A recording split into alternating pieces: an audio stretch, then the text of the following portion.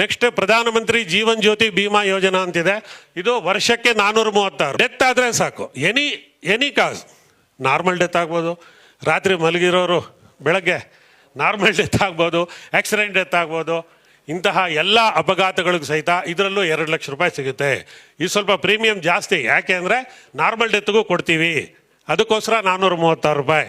ವರ್ಷಕ್ಕೆ ಒಬ್ಬ ವ್ಯಕ್ತಿ 456, 4, 5, 6 ಚೆನ್ನಾಗಿ ಜ್ಞಾಪಕ ಇಟ್ಕೋಬೇಕು ಅಂತ ರಿಸರ್ವ್ ಬ್ಯಾಂಕ್ ಕೊಟ್ಟಿದೆ.